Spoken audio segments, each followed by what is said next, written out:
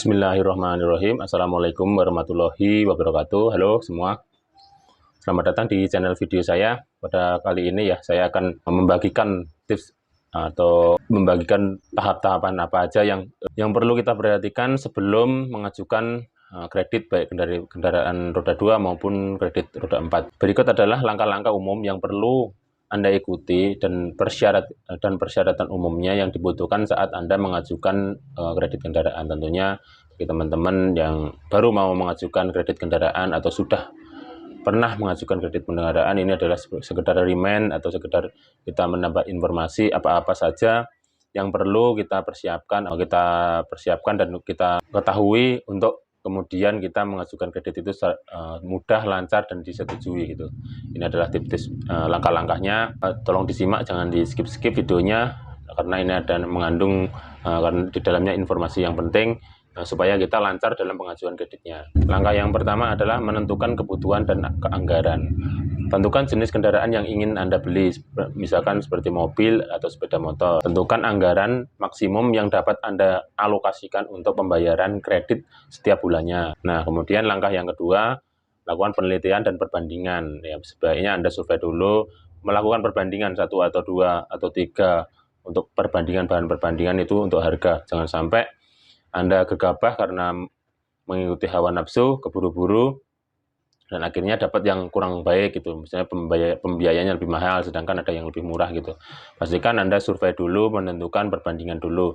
Lakukan riset mengenai berbagai lembaga keuangan dan yang menawarkan kredit kendaraan. Nah, survei 1-2 dealer, 3 dealer juga nggak masalah.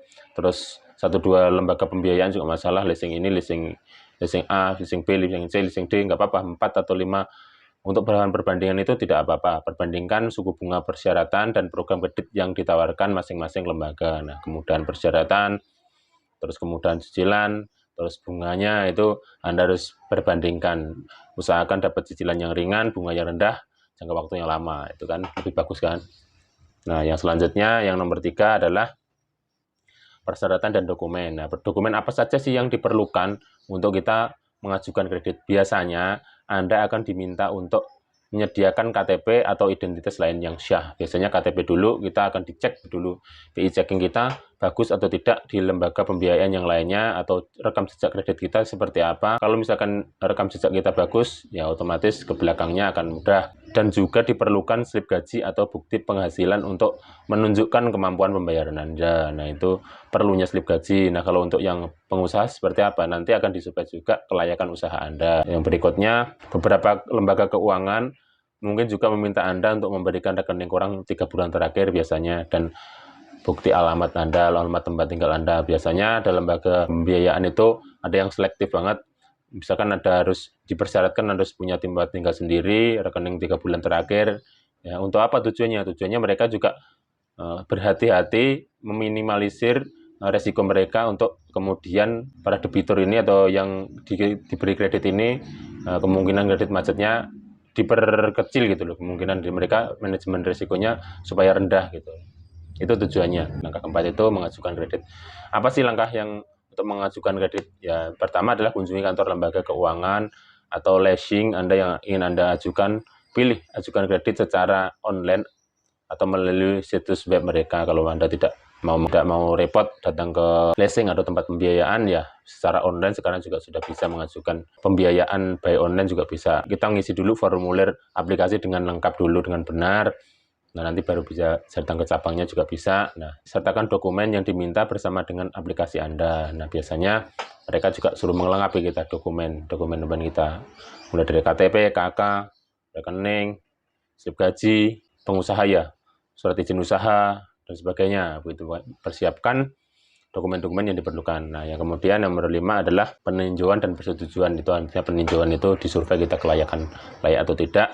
Nah, setelah Anda mengajukan kredit, lembaga keuangan akan meninjau aplikasi Anda dan melaksanakan proses penilaian kredit. Nah, itu tidak serta-merta langsung disetujui ya. Mereka juga melakukan penilaian dulu, evaluasi dulu, kita dinilai dulu. Nah, selanjutnya mereka akan mengevaluasi kemampuan pembayaran Anda berdasarkan dokumen yang disediakan oleh profil kredit Anda. Misalkan slip gaji Anda besar, ya ini prosesnya kemampuan membayar kredit Anda kemungkinan besar nanti mereka juga berani memberi pinjaman yang besar. Ya, tergantung profil penghasilan kita seperti apa, mereka akan menganalisa seberapa pantas kita akan diberi pinjaman kredit tersebut atau kendaraan tersebut. Jika aplikasi Anda disetujui, Anda akan menerima pemberitahuan persetujuan bersama dengan rincian tentang suku bunga, jangka waktu, dan jumlah kredit yang disetujui. Seperti itu kira-kira teman-teman. Nah, langkah yang keenam adalah penandatanganan kontrak kredit atau perjanjian akad kredit ya. Istilahnya, jika Anda menerima persetujuan kredit nominal yang disetujui atau kendaraan yang telah disetujui, maka nanti Anda akan diundang untuk menandatangani perjanjian akad kredit. Anda perlu mengunjungi kantor lembaga keuangan untuk menandatangani kontrak kredit, atau di leasing juga Anda perlu. Nantinya kontrak kredit tujuannya itu apa sih? Tujuannya ya kalau terjadi hal-hal yang tidak diinginkan, misalkan kendaraan hilang sebelum lunas, nanti ada di perjanjian kreditnya ini ada klausulnya. Terus hal apa yang harus dilakukan ketika kendaraan kita yang belum lunas hilang, seperti itu. Itu fungsinya perjanjian akad kredit. Nah, di dalam perjanjian kredit itu bacalah dengan seksama dan pastikan Anda memahami semua ketentuan dan kewajiban yang tercantum dalam kredit tersebut. Dalam perjanjian itu pastikan Anda baca, nggak apa-apa lama, Anda meminta waktu yang lama, jangan asal tanda tangan aja, pastikan Anda paham dulu. Jangan sampai Anda sudah tanda tangan, Anda merasa dirugikan. Itu hati-hati dalam menandatangani dokumen apapun itu, pastikan baca dengan seksama dulu, pahami dulu isinya. Kalau sudah paham, Anda setuju, ya tanda tangani. Nah, pastikan tidak ada klausul apapun yang merugikan Anda gitu loh. Nah, yang ini setelah kontrak ditandatangani, Anda dapat mengambil kendaraan yang baru Anda melalui pembayaran kredit yang sesuai dengan ketentuan yang disepakati kedua belah pihak ya, antara Anda dengan pihak leasing. Pastikan untuk membaca syarat-syarat ketentuan serta menghubungi lembaga keuangan atau leasing yang bersangkutan untuk mendapatkan informasi paling akurat dan terkini mengenai persyaratan dan proses pengajuan kredit kendaraan Anda. Nah, pastikan Anda telah mendapatkan informasi. Kalau belum mendapatkan informasi secara detail, Anda bisa menghubungi melalui telepon atau bisa datang ke kantornya langsung. Jangan sampai Anda tahunya setengah-setengah, informasi yang kurang jelas, Anda setelah mengajukan merasa dirugikan, itu jangan sampai. Nah, itu beberapa langkah-langkah atau tahapan-tahapan kita sebelum mengajukan kredit kendaraan, baik itu kendaraan roda 4 maupun kendaraan roda 2. Nah, demikian video dari saya mengenai langkah-langkah, tahapan-tahapan, dan apa saja yang harus dipersiapkan tentang bagaimana Anda ingin mengajukan kredit sampai dengan disetujui. Mudah-mudahan ini bermanfaat. Jangan lupa like dan subscribe untuk update video-video selanjutnya. Demikian dari saya akhiri. Billahi taufik wal hidayah. Wassalamualaikum warahmatullahi wabarakatuh.